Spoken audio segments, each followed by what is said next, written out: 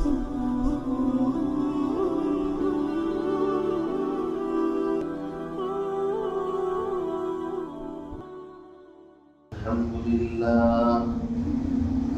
لله نحمده ونستعينه ونستغفره ونؤمن به ونتوكل عليه ونعوذ بالله من شرور أنفسنا ومن سيئات أعمالنا من يهده الله فلا مضل له ومن يضلله فلا هادي له ونشهد أن سيدنا ومرشدنا ومولانا محمدا عبده ورسوله أما بعد فأعوذ بالله من الشيطان الرجيم بسم الله الرحمن الرحيم يا أيها الرسل كلوا من الطيبات واعملوا صالحا وقال الله تبارك وتعالى ومن يتق الله يجعل له مخرجا ويرزقه من حيث لا يحتسب وقال الله تبارك وتعالى إن الذين يكنزون الذهب والفضة ولا ينفقونها في سبيل الله فبشرهم بعذاب أليم يوم يحمى عليها في نار جهنم فتكوى بها جباههم وجنوبهم وظهورهم هذا ما كنزتم لأنفسكم فذوقوا ما كنتم تكنزون صدق الله العظيم وقال النبي صلى الله تعالى عليه وسلم رزق الحلال فريضة على كل مسلم أو كما قال النبي صلى الله تعالى عليه وسلم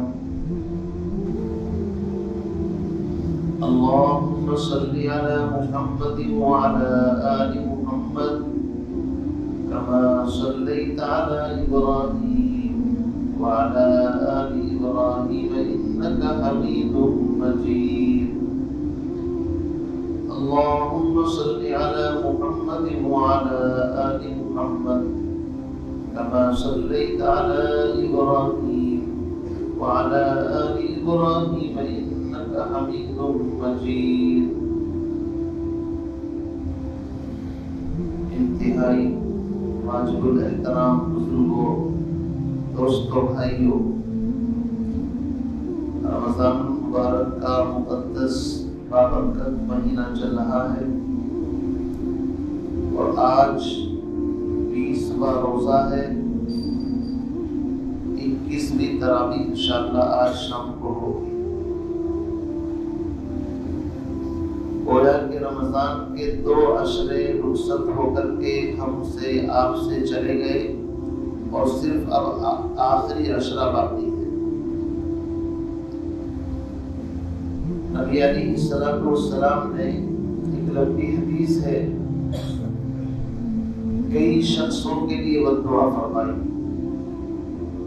آپ نے منبر پر قدم رکھا تو فرمایا آمین، پھر قدم رکھا پھر فرمایا آمین، پھر تیسرے درجے پر قدم رکھا تو آپ نے فرمایا آمین۔ صحابہ نے پوچھا اللہ کے نبی آج تو عجیب بات آپ سے سنی ہے، آپ آمین آمین ارشاد فرما رہے ہیں، کیا واقعہ پیش آیا؟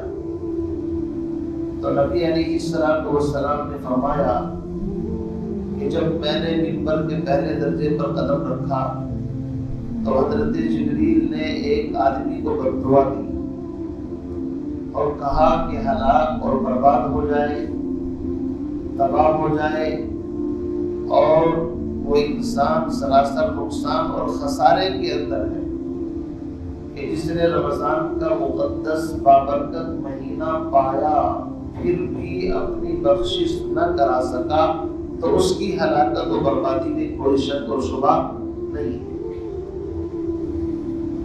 اس میں دوسری بات بھی ہے کہ جب نبی علیہ السلام کا نام آئے درود نہ پڑھے اس پر بھی ہلاکت ہو۔ اپنے والدین دونوں میں سے کسی ایک کو یا دونوں کو پائے، ان کی خدمت کر کے جنت نہ کما سکے تو بھی ہلاکت ہو۔ تو ان تین شخصوں میں سے ایک شخص وہ ہے جو رمضان کا بابرکت مہینہ پائے پھر بھی نیکیوں کے اس موسم بہار میں، نیکیوں کے اس سیزن کے اندر جنت نہ کما سکا، اپنے گناہوں سے بخشش نہ کرا سکا، تو ظاہر بات ہے اس شخص کا زمین پر رہنا علاوہ بوجھ کے اور کچھ نہیں ہے۔ یہ چلتا پھرتا زمین پر خام خواہ کا بوجھ ہے، یہ جہنم کا ایندھن ہے، یہ وہ ہے کہ جس سے جہنم کو دہکایا جائے گا۔ رمضان میں اللہ رب العزت کی طرف سے بخشش کے لیے تین کورس کرائے جا رہے ہیں۔ سب سے پہلا کورس رمضان کے روزوں کا ہے۔ ایمانداری کے ساتھ اگر 29 یا 30 روزے انسان رکھ لے تو اللہ رب العزت صفت تقویٰ اس کے اندر پیدا فرما دیتے ہیں۔ دوسری چیز، رات کو صحیح ایمانداری کے ساتھ 20 رکعت نماز تراویح کا اہتمام کر لے۔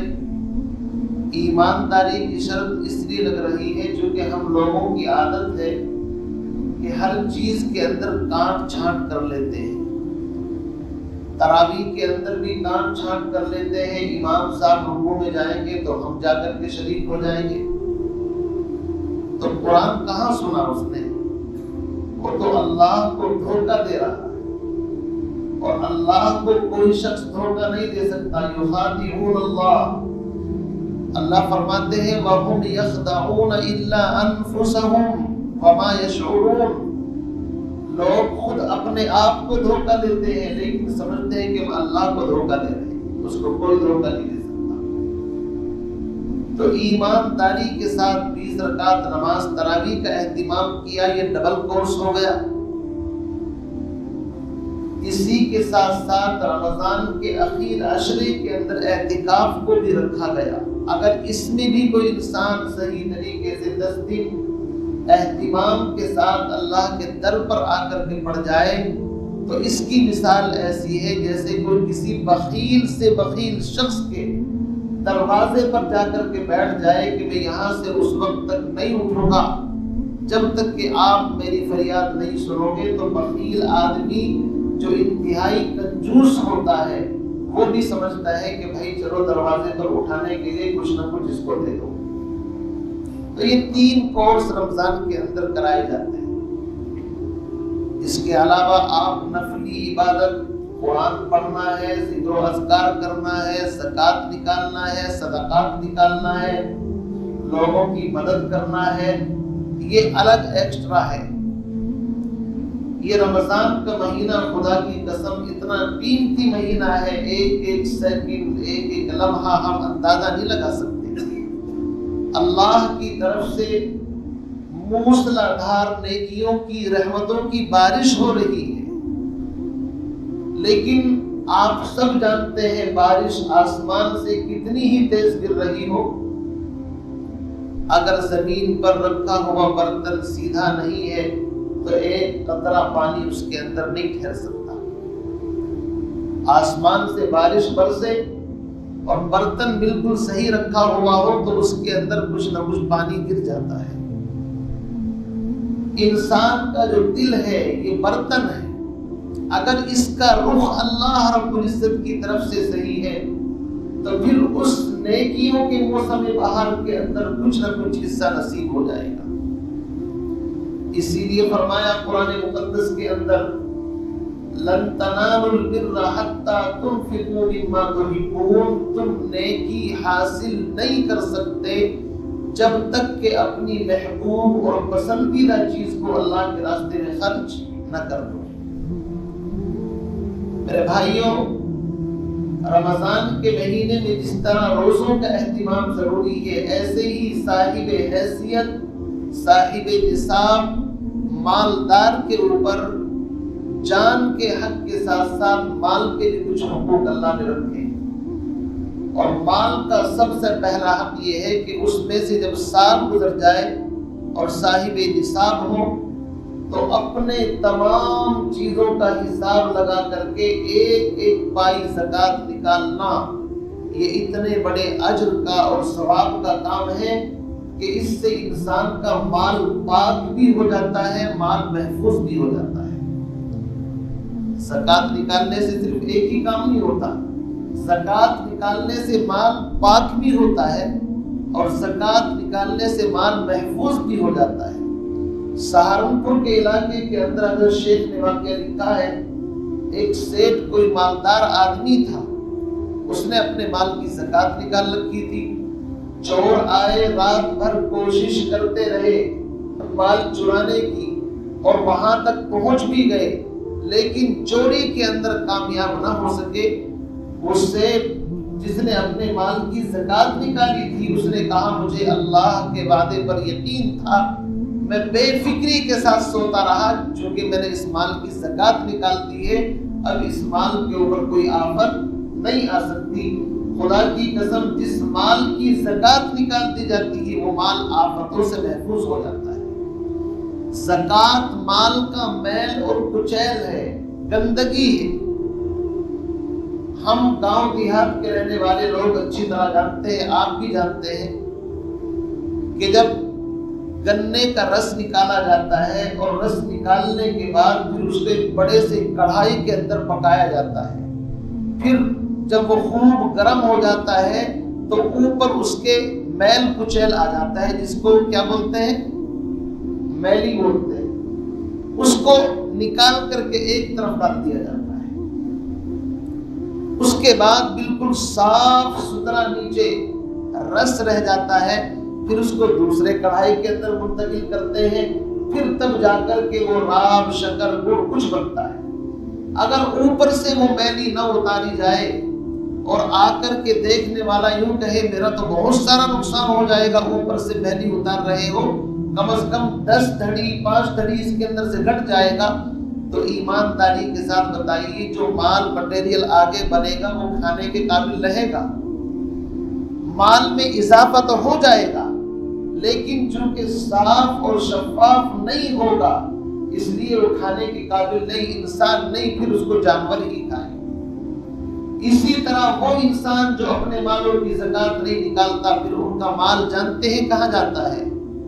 پولیس کے پاس جاتا ہے رشوت کے طور پر، تھانوں میں جاتا ہے، کچہریوں کے اندر جاتا ہے، الٹے سیدھے کام ہو جاتے ہیں، ہسپتالوں کے اندر چلا جاتا ہے۔ میں سب کو نہیں کہتا، بہت سے لوگ صحیح ہوتے ہیں، مال کی زکوٰۃ بھی نکالتے ہیں، بیماری اللہ نے رکھی ہے تب بھی آ جاتی ہے۔ آپ اس کو اس قاعدے کو ہر جگہ فٹ نہ کریں، لیکن عمومی اعتبار سے جب انسان اپنے مال کی زکوٰۃ نہیں نکالتا تو اس مال پر پھر طرح طرح کی آفتیں بلائیں شروع ہو جاتی ہیں۔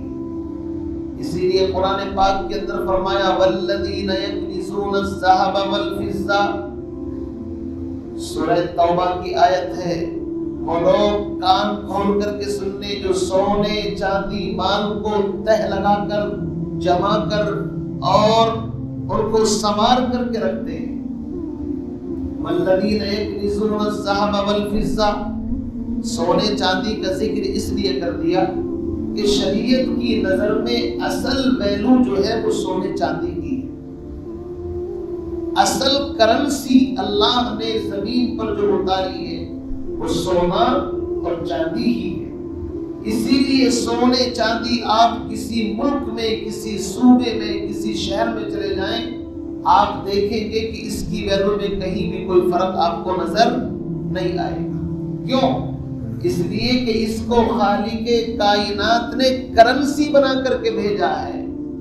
یہ دنیاوی نوٹ اور یہ روپے پیسے یہ ہر ملک کے اندر عدلتے بدلتے رہتے ہیں، ان کی ویلو بھی گھٹ جاتی ہے، اور کوئی ملک کسی ملک سے اگر ناراض ہو جائے تو اس پر پابندی لگا کر کے اس کی کرنسی ڈاؤن کر دیتا ہے، لیکن سونا چاندی وہ خالص کرنسی ہے کہ جس کو کوئی چاہے تو بھی ڈاؤن نہیں کر سکتا۔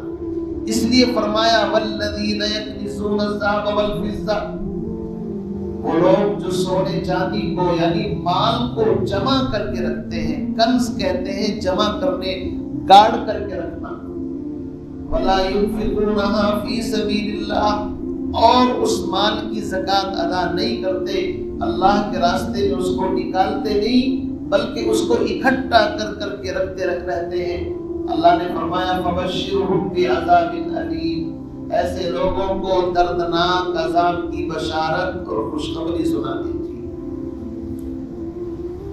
خوشخبری تو اچھی چیزوں کی سنائی جاتی ہے، بری چیزوں کی خوشخبری نہیں ڈرایا جاتا ہے، لیکن اللہ بطور حقارت کے تحقیر کے طور پر کہہ رہے ہیں اس بدبخت کو جہنم کے عذاب کی بشارت سنا دیجیے، خوشخبری کہ تم کتنے دلیر بن رہے ہو جہنم میں جانے کے لیے، سونے چاندی کو مال کو جمع کرتے ہو، اللہ کے راستے میں اس کے حقوق کا خیال نہیں کرتے، فبشرهم بعذاب الیم۔ آگے قرآن کی اسی آیت میں فرمایا یوم یحمى علیہا فی نار جہنم، اس دن سے ڈرو جس دن اس سونے چاندی کو جہنم کی آگ میں پگھلایا جائے گا۔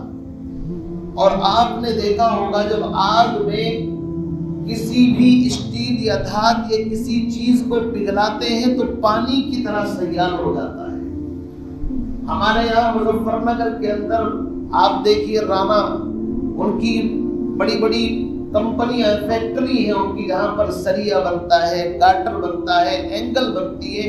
ہم نے خود اپنی آنکھوں سے دیکھا ہے، لوہا وہاں پر آتا ہے اور جب اس کو پگھلایا جاتا ہے تو بالکل پانی کی طرح ہو جاتا ہے جیسے سیال پانی، پھر اس کو فرمے کے اندر ڈالتے ہیں تو سریا، اینگل، گاٹر یہ ساری چیزیں بنتی ہیں۔ تو اس کا تصور کرو، اللہ فرماتے ہیں سونے چاندی کو پگھلا کر کے پانی کی طرح کر دیا جائے گا۔ اور آگے کیا فرمایا فَتُقْوَى بِهَا جِبَاهُهُمْ وَجُنُوبُهُمْ وَظُهُورُهُمْ، اس سونے چاندی کے ذریعے سے تمہاری پیشانی کو داغا جائے گا، تمہارے پہلو کو داغا جائے گا، پھر تمہاری پیٹھ اور پیچھے کے حصے کو داغ لگایا جائے گا، اور اللہ کی طرف سے ایک آواز دینے والا آواز دے گا، او بخیلو، کنجوسو، مکھی چوسو، تم نے مال کا حق ادا نہیں کیا، سنو ھذا ما کنزتم لانفسکم، یہ ہے تمہارا وہ مال جس کو تم دنیا کے اندر جمع کرتے رہے یہاں تک کہ جمع کر کے مر گئے، نہ تم نے اس کا حق ادا کیا نہ تمہاری اولاد نے اس کا حق ادا کیا۔ ھذا ما کنزتم، یہ میں کوئی آپ کو قصے کہانی نہیں، قرآن کی آیت کا ترجمہ پڑھ کر کے سنا رہا ہوں۔ یہ وہ قرآن ہے کہ اگر پہاڑوں پر اس کو رکھ دیا جائے تو پہاڑ ریزہ ریزہ ہو جائے، لیکن انسان اتنا شقی القلب ہے، اس کان سے سنتا ہے، اس سے نکال دیتا ہے۔ جمعے کے اندر بیان سنیں گے، مسجد کے باہر جا کر کے پھر پلہ جھاڑ کر کے بات ختم، کہانی ختم، کیا کہا کیا نہیں۔ ایک ہفتے بعد اگر پوچھا جائے جمعے میں کیا بیان تھا اس کو یاد نہیں، چونکہ پہلے سے میموری فل رہتی ہے ہمارے ذہن کی۔ یاد رکھیے اللہ نے فرمایا ھذا ما کنزتم لانفسکم، یہ تمہارا وہ کنز خزانہ ہے جس کو تم نے اپنے واسطے جمع کیا تھا۔ ھذا ما کنزتم لانفسکم فذوقوا ما کنتم تکنزون، اب اس جمع کرنے کا عذاب اور ذائقہ چکھو۔ مفسرین فرماتے ہیں کہ پیشانی، پہلو اور پیٹھ کو کیوں داغا جائے گا؟ جواب یہ دیا کہ جب کسی سے سوال کیا جاتا ہے تو سب سے پہلے اس کے پیشانی کے اوپر بل پڑ جاتے ہیں۔ آپ نے دیکھا ہوگا اگر کسی سے کسی نے کوئی بات کی تو سب سے پہلے ریئیکشن جو ہے پیشانی کے اوپر ہی آتا ہے، سلوٹے ڈال لیتا ہے، منہ بنا لیتا ہے، بھویں چڑھا لیتا ہے نا۔ اللہ نے فرمایا شروعات یہی سے کرتے ہیں، یہی پر جب سوال کیا گیا تھا تو تمہارے چہرے پر شکن پڑ جاتی تھی، تو سب سے پہلے نمبر پیشانی کا ہوگا۔ اس کے بعد انسان زیادہ کرتا ہے تو دائیں بائیں کروٹیں بدلتا ہے، یعنی اس کو ٹالنے کی کوشش کرتا ہے۔ اللہ کہتے ہیں لے بھائی دائیں طرف یا بائیں طرف بھی مہر لگا دیتے ہیں۔ زیادہ بالکل بخیل ہوتا ہے تو پیٹھ پھیر کر کے چل دیتا ہے، بات سنتا ہی نہیں۔ اللہ فرماتے ایک نشان یہاں پر بھی لگا دیتے ہیں، سب کو پتا چل جائے گا یہ وہ بخیل ہے جس نے دنیا کے اندر مال جمع کیا لیکن مال کا حق ادا نہیں کیا۔ انسان دنیا کے اندر اپنی رسوائی کو چھپانے کے لیے کتنی محنتیں کرتا ہے، اپنے جرائم پر پردہ ڈالنے کے لیے کتنی کوششیں کرتا ہے۔ وہاں میدان محشر کے اندر تمام لوگ جمع ہوں گے اور جس کی پیشانی، پہلو اور پیٹھ پر داغ دیکھیں گے سمجھ جائیں گے یہ مالدار تھا، لیکن اس کی مالداری اپنی ذات کے لیے تھی، اس مال میں سے لوگوں کا حق ادا نہیں کرتا تھا۔ اللہ نے کتنا مانگا ہے؟ کچھ بھی تو نہیں مانگا۔ 100 روپے میں 2.5 روپے، 1 لاکھ روپے میں 2,500 روپے، 40 لاکھ کے اندر جا کر کے 1 لاکھ کوئی بڑی رقم ہے؟ کچھ بھی نہیں۔ یہ مال کا وہ میل اور کچرا ہے۔ آج تو اللہ معاف فرمائے، ہم لوگوں نے ایسے ایسے مسئلے نکال لیے ہیں کہ زکوٰۃ بھی گھوم پھر کر کے ہمارے پاس ہی رہ جائے، غریب تک تو پہنچانی نہیں ہے۔ جی مفتی صاحب اس کو زکوٰۃ دے سکتے ہیں، فلاں کو بالکل اتنے قریبی لوگ ہوتے ہیں، سن کر کے افسوس ہوتا ہے۔ میرے بھائیوں، یہ مال کا میل ہے، جب تم اس کو خود کھانا گوارا نہیں کرتے تو اپنے گھر والے بالکل جو انتہائی قریبی ہیں ان کی مدد کرو، دوسرے طرح کا مال جو اچھا ہے پاکیزہ مال کرو۔ اور یاد رکھیے اس معاشرے کے اندر بہت سارے ایسے سفید پوش لوگ ہیں جو حقیقت میں زکوٰۃ کے مستحق ہیں، لیکن ان کی ذہنی کیفیت یا ان کی عزت نفس کہہ لیجیے، عزت نفس بڑی چیز ہے۔ آج ہم عزت نفس کا خیال نہیں رکھتے۔ اللہ کے نبی محمد عربی صلی اللہ علیہ وسلم نے فرمایا، خدا کی قسم مسلمانوں سنو، اگر ایک طرف خانہ کعبہ کی اینٹیں گر رہی ہوں، خانہ کعبہ جہاں جا کر کے ساری دنیا اپنی پیشانی جھکاتی ہے، طواف کرتی ہے، اللہ کا گھر، اور ایک طرف کسی مسلمان کی عزت نفس کا سوال ہو تو میں مسلمان کی عزت نفس کا خیال زیادہ رکھوں گا۔ خانہ کعبہ تو اینٹ اور پتھروں کا بنا ہوا ہے، وہ پھر بھی بن سکتا ہے، لیکن کسی مسلمان کی عزت اگر ایک مرتبہ نیلام ہو گئی تو واپس نہیں آ سکتی۔ ہم سب سے زیادہ سستا ہم نے سودا عزت نفس کو سمجھا ہے، ہم خیال نہیں کرتے عزت نفس کا، حالانکہ عزت نفس بڑی چیز ہے۔ ایک مسلمان کا مقام، ایک مسلمان کی عزت خانہ کعبہ کے گرانے سے، ڈھانے سے کہیں زیادہ حیثیت کی حامل ہے۔ اس لیے ہم رمضان کے اس مبارک مہینے میں اگر زکوٰۃ دیں، کسی کی مدد کریں تو دائیں ہاتھ سے دیں، بائیں کو پتہ نہ چلے۔ کمال تو یہ ہے، انسان کی جب نیت صحیح ہوتی ہے تو اللہ اس کا مال صحیح جگہ پر پہنچاتے ہیں۔ بنی اسرائیل کے ایک شخص کا واقعہ آپ نے نہیں سنا؟ رات کے وقت نکلتا ہے مال لے کر کے، رات کے وقت میں جب رات ہوتی ہے مجھے کوئی نہ دیکھے، چپ چاپ اپنے مال کو لے کر کے نکلتا ہے، اور جب رات کا وقت ہوتا ہے تو چپ چاپ خیرات کر کے واپس آ جاتا ہے۔ صبح کو آواز آتی ہے کہ آج ایک چور کو کسی نے صدقہ کر دیا، چور کو مال دے دیا۔ اچھا، اس کو دل میں ندامت ہوئی، یا اللہ میں تو کسی غریب محتاج ضرورت مند کے لیے نکلا تھا، مجھے کیا پتا وہ چور ہے۔ پھر اس نے اگلے دن ہمت نہیں ہاری، اس نے کہا کوئی بات نہیں، چور پر چلا گیا تو کیا ہوا، آج چلتا ہوں۔ اگلے دن پھر اپنا مال لے کر کے نکلا اور رات کے اندھیرے میں دے کر کے واپس آ گیا، اس کا چہرہ تک نہیں دیکھا، اس کا نام تک نہیں معلوم کیا۔ صبح کے وقت اعلان ہوتا ہے، آواز آتی ہے کہ آج ایک مالدار کو زکوٰۃ دے دی، یعنی جس کو زکوٰۃ نہیں دینی چاہیے، مالدار تھوڑی مستحق ہوتا ہے زکوٰۃ کا۔ یہ اتنا ہمت والا انسان تھا، اس نے کہا اللہ کوئی بات نہیں، میں تو چپ چاپ تنہائی کے اندر نکلا تھا، میرا مقصد تو یہ ہے کہ دائیں سے دوں تو بائیں کو پتہ نہ چلے۔ تیسرے روز پھر نکلتا ہے رات کی تاریکی کے اندر، اور ایک عورت کو اجنبی غیر محرم ہے، نہ اس کو پتا نہ اس کو پتا، اس کے ہاتھ میں مال تھما کر کے اپنے گھر واپس آتا ہے تو پھر ندا آتی ہے، آواز آتی ہے کہ ایک فاحشہ بازاری عورت کو زکوٰۃ دے دی گئی۔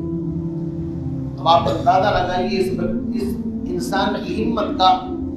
پھر جب بظاہر اس کے اوپر مایوسی کے آثار نمایاں ہوتے ہیں تو اللہ کی طرف سے آواز آتی ہے، بتایا جاتا ہے کہ تم نے تو اپنا کام کر لیا، تمہارا کام تھا چھپ کر کے صحیح نیت کے ساتھ نکلنا، تم نے اپنا کام کیا، اب ہم اپنا کام دکھاتے ہیں۔ اللہ نے فرمایا ہم نے چور پر صدقہ اس لیے کرایا ہے تاکہ اس کو پتا چل جائے اللہ کے نیک بندے اپنے مال کی زکوٰۃ رات کے حصے میں چھپ چھپ کر کے نکالتے ہیں، اور بے شرم تو لوگوں کے گھر ڈاکے ڈالتا ہے، تجھے شرم نہیں آتی؟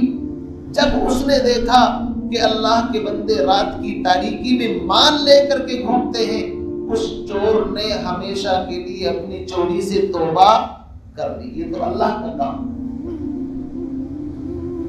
اس مالدار پر خرچ اس لیے کرایا، وہ اپنے مال کی کبھی زکوٰۃ نہیں نکالتا تھا، اس کو شرم آئی، غیرت آئی کہ اللہ کے بندے ایسے بھی ہیں جو رات کی تاریکی میں نام تک نہیں پوچھتے۔ آج تو اللہ معاف فرمائے، اگر 2 روپے بھی کسی کو دیں گے تو پہلے کیا، کیمرہ آن کرو، سیلفی ہو جی ہمارے ساتھ میں ہم دے رہے ہیں، تاکہ ساری دنیا کو پتہ چل جائے۔ کیوں؟ یہ بیماری چلیے نہیں۔ اگر کسی نے کسی کو راشن تقسیم کر دیا، 10 تھیلی پاس میں رکھی، 50 غریبوں کی لائن لگی ہوئی ہے، ان کی عزت نفس کا کوئی خیال نہیں، پہلے ان کے بھی فوٹو لو، حضرت کے بھی فوٹو لو، تاکہ پوری دنیا کو، پورے جہان کو پتہ چل جائے یہ بڑے خیر خواہ ہیں، بڑے ہمدرد ہیں اور بڑے غریبوں کے مسیحا ہیں۔ لعنت ہے ایسی مسیحیت کے اوپر کہ جس میں غریب کی عزت نفس کا خیال نہ کیا جائے۔ ارے دینا تو وہ ہے کہ تم بغیر کسی اپنے ذاتی مفاد کے دے کر کے آ جاؤ۔ آج تو ہم زکوٰۃ بھی اس کو دینا چاہتے ہیں جو ہمارے یہاں نوکر ہے، کام کرتا ہے، فلاں ہے۔ کیوں؟ کل کو اس پر احسان بھی رکھیں گے، زکوٰۃ بھی دیتے ہیں، تم کو تنخواہ بھی دیتے ہیں، تمہیں شرم نہیں آتی؟ اپنے ذاتی مقاصد اس کے اندر وابستہ ہوتے ہیں۔ تو فرمایا کہ ہم نے مالدار پر اس لیے خرچ کرایا تاکہ اس کو شرم آئے، اور اس نے بھی اپنے مال میں سے حصہ نکالنا شروع کر دیا۔ بازاری عورت پر اس لیے خرچ کرایا کہ وہ اللہ رب العزت کے حضور میں توبہ کرے۔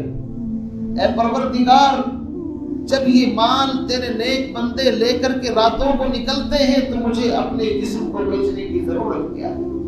اسے شرم آئی، اس نے توبہ کی۔ میرے بھائیوں، یہی ہے انما الاعمال بالنیات، انسان کی جیسی نیت ہوتی ہے اس کے ایسے ہی اثرات پڑتے ہیں۔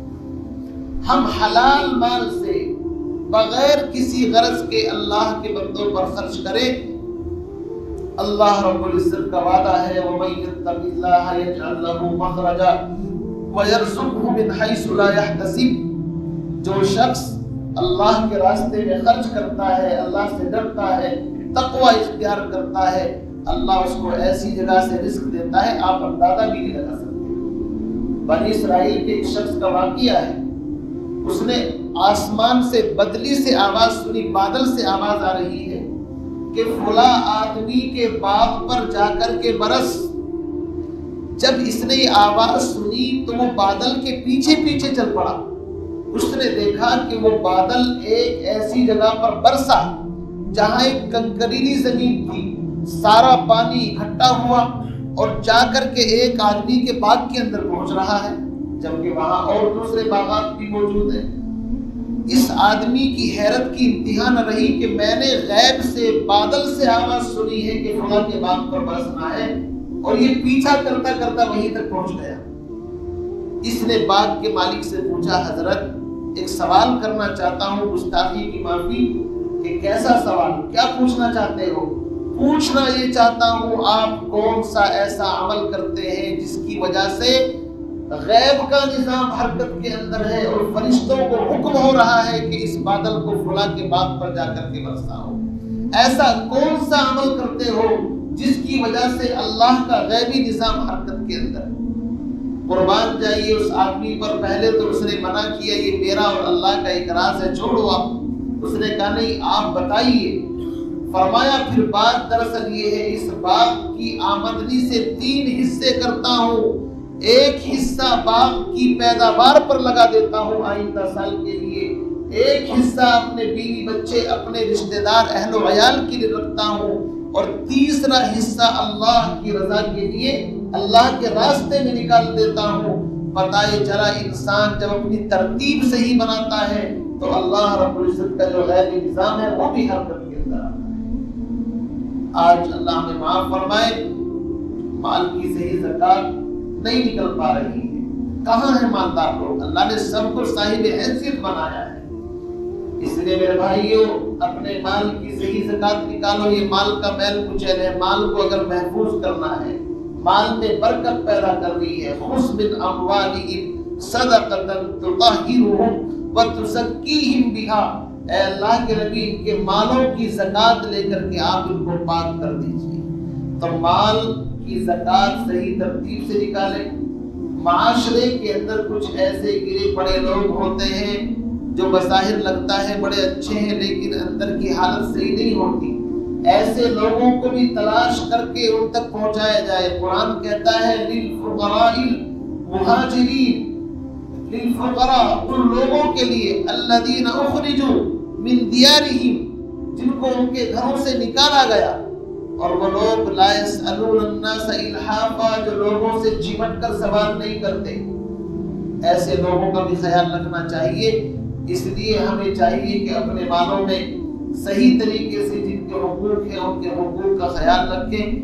اللہ کے نبی علیہ السلام نے ایک مرتبہ جمعے کی کسی مجلس کے اندر یا عمومی مجلس کے اندر صحابہ کو خطاب فرمایا، مثل الذین ينفقون اموالهم فی سبیل اللہ، وہ لوگ جو اپنے مالوں کی حصہ نکالتے ہیں اللہ کو 700 گنا عطا فرماتا ہے۔ ایک صحابی مجلس میں بیٹھے تھے، حضرت ابو دحدہ رضی اللہ تعالیٰ کھڑے ہو گئے، اللہ کے نبی میرے 2 باغ ہیں اور میں دونوں اللہ کے راستے میں دینا چاہتا ہوں۔ آپ نے فرمایا ایک اپنے اہل و عیال کے لیے رکھو بھائی، جذبات سے بھی کام نہیں چلتا، اور ایک اللہ کے راستے میں دے دو۔ فرمایا تو پھر ان دونوں میں جو سب سے قیمتی ہے، من ذا الذی یقرض اللہ قرضا حسنا، اس آیت کی تفسیر اٹھا کر کے دیکھی، مفسرین نے واقعہ، ہر مفسر نے واقعہ لکھا حضرت ابو دحدہ رضی اللہ تعالیٰ عنہ کا۔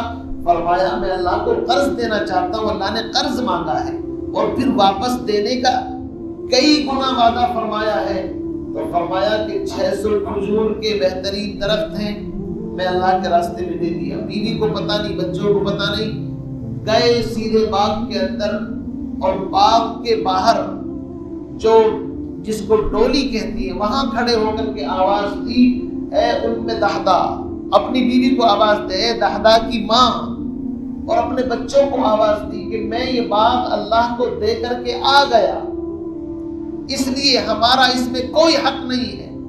مفسرین نے لکھا ہے کہ ان بچوں کے منہ کے اندر جو کھجوریں تھی ام دحدہ نے انگلی سے واپس نکال دی کہ اب یہ ہمارا مال نہیں ہے۔ ان کے پلے کے اندر جو کھجوریں تھی وہ زمین پر ڈال دی اور انگلی پکڑ کر کے باہر آ کر کے شوہر کے پاس کھڑی ہو گئی اور شاباش دی کہ خدا کی قسم تم نے بہترین سودا کیا ہے۔ آج کی عورتیں تو مارتی اور نہ مارتی شوہر کو تو لان تان کرتی، کم سے کم مشورہ تو کر لیتے۔ اللہ معاف فرمائے، اس زمانے کے حالات پڑھتے ہیں اور آج کے زمانے کے تو یقین نہیں آتا ہمیں۔ ہم تو اگر اتنی سی بات کہہ دیں کہ آج جمعے کی نماز کے اندر جو آپ اپنی جیب کے اندر لے کر کے آئے ہیں، اللہ کے غیبی خزانوں پر یقین کر کے مٹھی بند کر کے ڈال دیجیے مسجد کے اندر، تو بھی سوچتے ہیں کہ شام کو بیوی حساب لے گی کہ پیسے سبزی کے لیے دیتے، پھل کے لیے دیے تھے، اس کے لیے دیے تھے، اور آپ سارے دے کر کے آ گئے۔ تو جیسا ہمارا یقین ہے ایسے ہی اللہ کی مدد آ رہی ہے، جیسے یقین ایسے اللہ کی مدد۔ اس لیے میرے بھائیوں، یہ رمضان کا جمعہ ہے اور اس کے بعد ایک جمعہ اور نصیب ہوگا۔